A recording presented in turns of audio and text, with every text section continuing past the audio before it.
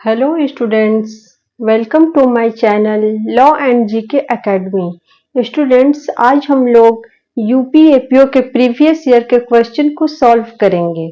तो चलिए सेशन को शुरू करते हैं। और सेशन को शुरू करने से पहले आप लोग से रिक्वेस्ट है कि अगर आपको सेशन अच्छा लगे तो प्लीज मेरे वीडियो को लाइक एंड शेयर कीजिए, और अगर चैनल पर नए हैं तो चैनल को सब्सक्राइब कीजिए। तो चलिए आज का देखते हैं फर्स्ट क्वेश्चन। फर्स्ट क्वेश्चन है, नेत्रदान में दाता के आंख का कौन सा भाग उपयोग में लाया जाता है? यह क्वेश्चन है तो 2002 का यह क्वेश्चन पूछा गया है यूपीएपीओ में। तो इसका आंसर क्या होगा? ऑप्शन में है कॉर्निया, परितारिका, रेटिना और लेंस। इसका क्या आंसर होगा सही? इसका आंसर होगा कॉर्निया। कॉर्निया को उपयोग में लाया जाता है। अब ये कॉर्निया किसे कहते हैं? तो एक मैं सिंपल सा आप लोग को ऐसे पिक्चर बना के दिखाती हूँ आईज का। ये एक आईज हो गया, यहाँ का जो भाग हो गया ये वाली भाग, इसी को कॉर्निया कहते हैं। उतनी अच्छी पिक्चर मैं नहीं बनाई हूँ, बस ऐसे ही आप लोग को सिंपल वे में समझाने के लिए बताई हूँ। इसको कॉर्निया कहते हैं। चलिए नेक्स्ट क्वेश्चन है, निम्न में से किसमें विटामिन सी पूछ रहा है। विटामिन सी प्रचुर मात्रा में पाया जाता है। तो इसका ऑप्शन है आंवला में, नींबू में, अमरूद में, संतरा में। तो इसका सही आंसर होगा आंवला में। प्रचुर मात्रा में सबसे ज्यादा किसमें पाया जाता है? आंवला में।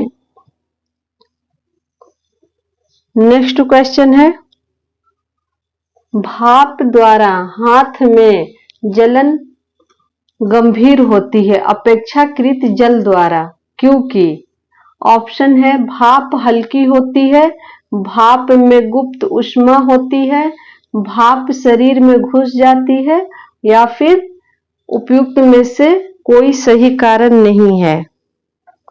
इसका आंसर होगा बी, भाप में गुप्त ऊष्मा होती है। भाप में गुप्त ऊष्मा के कारण बॉयल पानी की अपेक्षा जलन ज्यादा होती है। इसका एक गुप्त ऊष्मा इसका मुख्य कारण होता है। नेक्स्ट है, तेल जल की सतह पर फैल जाती है। तेल जो है जल में अगर डालते हैं, ये मान लीजिए ये टब है, ये टब है,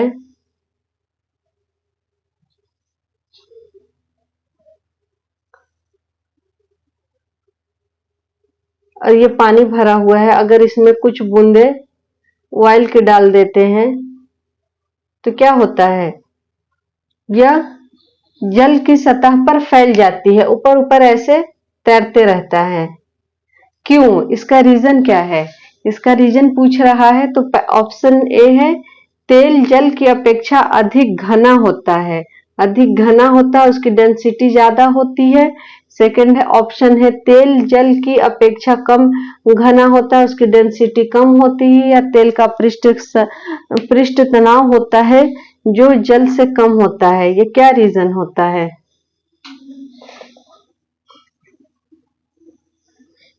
तो इसका क्या आंसर होगा?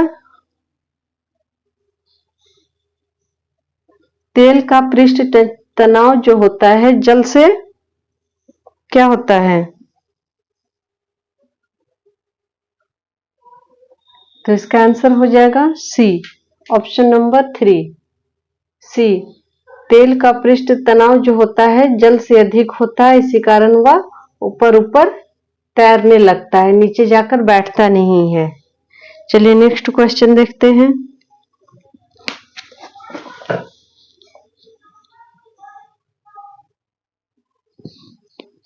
नेक्स्ट है, लोलक घड़ियां गर्मियों में सुस्त हो जाती है।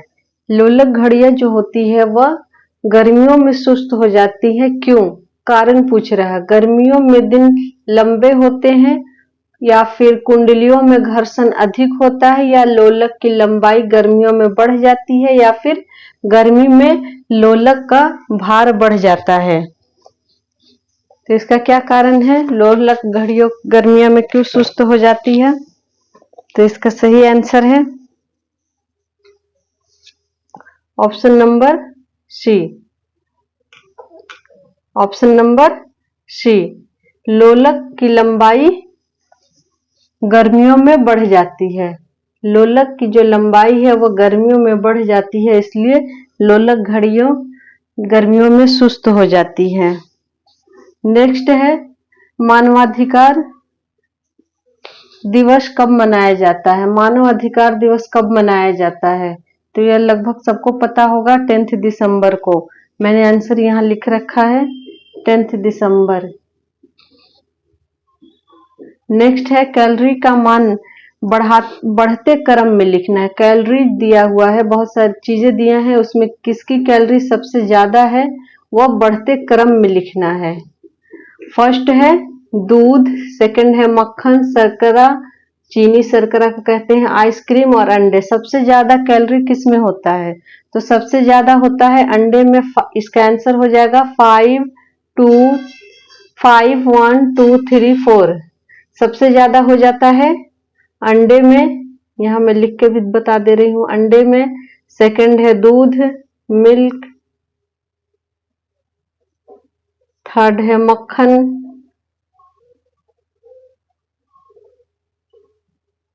उसके बाद है शर्करा और आइसक्रीम। नेक्स्ट क्वेश्चन है, विश्व की पहली महिला प्रधानमंत्री। विश्व की पूछ रहा है, वर्ल्ड की। वर्ल्ड की फर्स्ट वुमेन प्राइम मिनिस्टर कौन थी? तो ये इनका नाम है सीरी माओ। मैंने यहाँ ऑप्शन नहीं रखा, इसको वन लाइनर बना दिया है। सीरी माओ भंडार नायके। कहाँ की थी? श्रीलंका की। सीरी माओ भंडार नायके। इसी के साथ एक और क्वेश्चन पूछता है, इंग्लैंड की। इंग्लैंड की फर्स्ट वुमेन प्राइम मिनिस्टर कौन थी? तो उनका नाम क्या था? मार्गरेट थ्रेचर। मार्गरेट थ्रेचर। तो ये दोनों नाम याद रखिएगा, थ्रेचर। चलिए नेक्स्ट क्वेश्चन देखते हैं। आज मैं सिर्फ जीएस को कवर करूंगी और नेक्स्ट वीडियो में लॉ को कवर करूंगी। एक वीडियो काफी लंबा हो जाता है, तो इसीलिए आज सिर्फ लॉ को, जीके को कवर करूंगी। चलिए नेक्स्ट देखते हैं। नेक्स्ट है, सूची 1 को सूची 2 से सम्मिलित कीजिए और नीचे दिए गए कूट से सही उत्तर चुनने हैं। यह एक सूची 1 है और सूची 2 है, दोनों को दिया हुआ है और इसको सही उत्तर मिलाना है। इस तरह के क्वेश्चन यूपी में बहुत ज्यादा आते हैं, कूट वाले, और ये बहुत कंफ्यूजन होते हैं, तो इसीलिए थोड़ा सा ध्यान से हमें पढ़ना, थोड़ा सा नॉलेज होना जरूरी होता है। अब ये दिया है ऑप्शन 1 में हीरा, संगमरमर, सी में है रेत और थर्ड डी में है माणिक्य। और सूची 2 में दिया है कैल्शियम, बी में है सिलिकॉन, सी में है एल्युमिनियम और डी में है कार्बन। तो किसका किससे होता है? तो हमको पता होना है कि हीरा क्या है? कार्बन है। संगमरमर क्या है? कैल्शियम है। और रेत क्या हो जाएगा?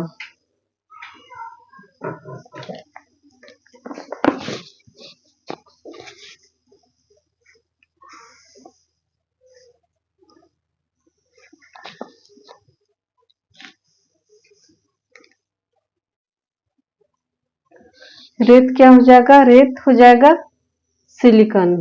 और माणिक्य क्या है? एल्युमिनियम। तो इस तरह से हमारा आंसर क्या हो जाएगा?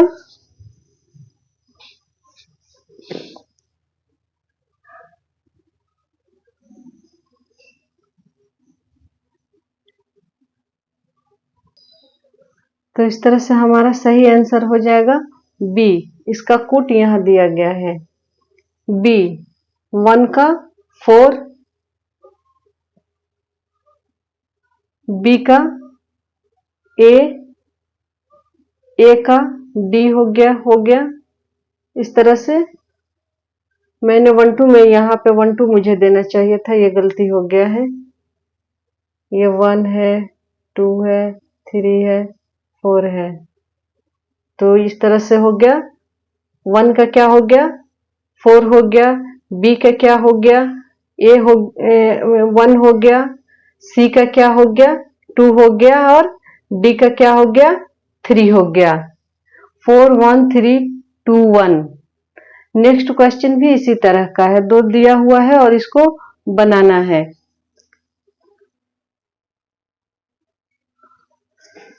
तो यहाँ भी इसी तरह है, यहाँ कूट दिया हुआ है, यहाँ ईयर दिया है और यहाँ लड़ाइयां दिए हुई है कि कौन सा युद्ध किस ईयर में हुआ है।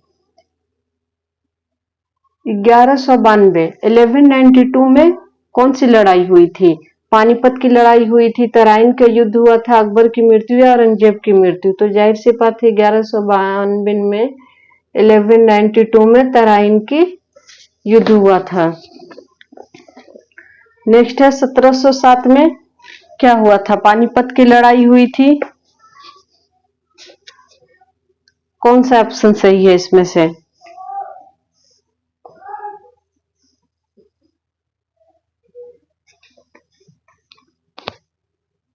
इसका हो जाएगा 4। 1761 में पानीपत की तीसरी लड़ाई, तीसरी यहाँ छूट गया है, 3rd।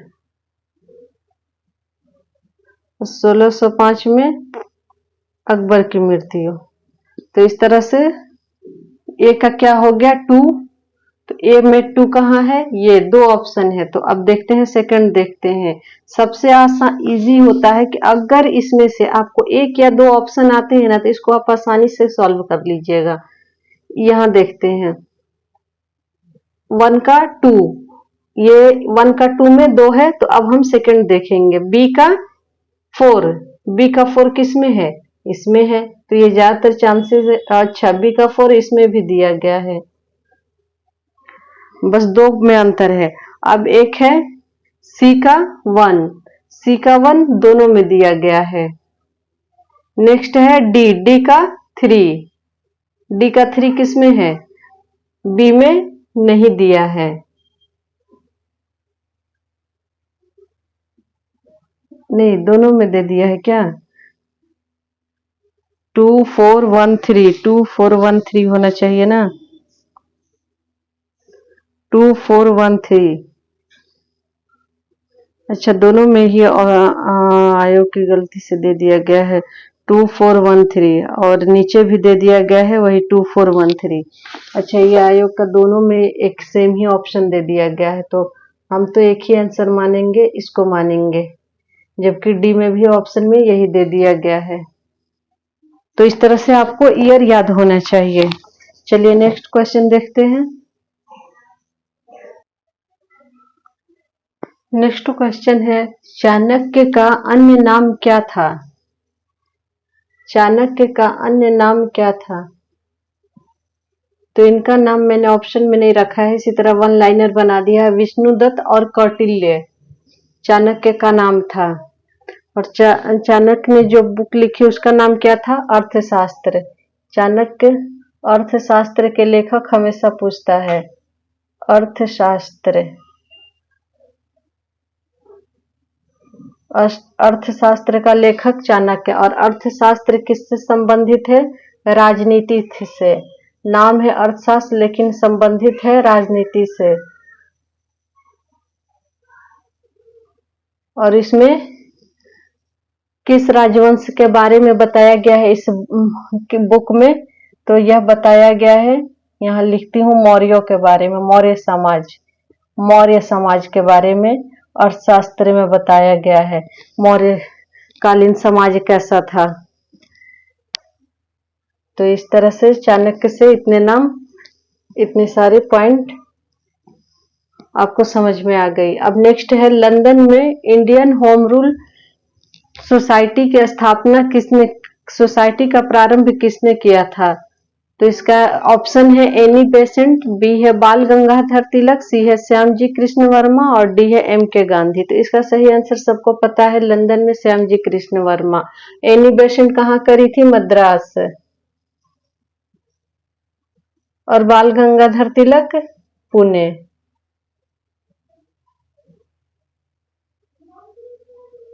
और सबसे पहले किसने किया था? श्यामजी कृष्ण वर्मा ने, लंदन में।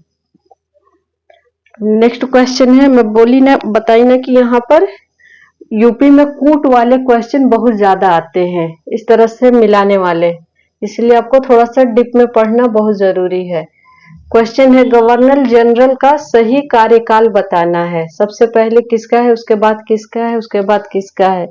तो ऑप्शन में है सर हेनरी हार्डिंस, बी है लॉर्ड कैनिंग, सी है लॉर्ड एलेनबरो और डी है लॉर्ड डलहौजी। तो सबसे पहले कौन सा हो जाएगा? Lord Ellenborough. अगर स्टूडेंट्स आपको गवर्नर जनरल के बारे में फुल डिटेल पढ़ना है तो मैं इस पे एक वीडियो बना चुकी हूँ लॉर्ड गवर्नर जनरल का, तो उसे आप जा करके मेरे डिस्क्रिप्शन में बॉक्स में जा करके इसका लिंक मैं डाल दूंगी, आप जाके वहां से देख सकते हैं। मैंने इसमें सारे गवर्नर जनरल, उनके कार्यकाल कब से कब तक रहे, सबसे पहले कौन आए, उसके बाद कौन आए और उन्होंने क्या क्या मुख्य कार्य किया, वो सारे मैंने फुल डिटेल बनाया हुआ है, आप जाके वहां से आसानी से पढ़ सकते हैं। तो इसका सही आंसर हो जाएगा बी। सबसे पहले लॉर्ड एलेनबरो, फिर आए ए हार्डिन, फिर आए कैनिंग, फिर लॉर्ड डलहौजी। लॉर्ड डलहौजी तो काफी लेट से आए थे, 1905 शायद, है ना? 1905 का याद है ना?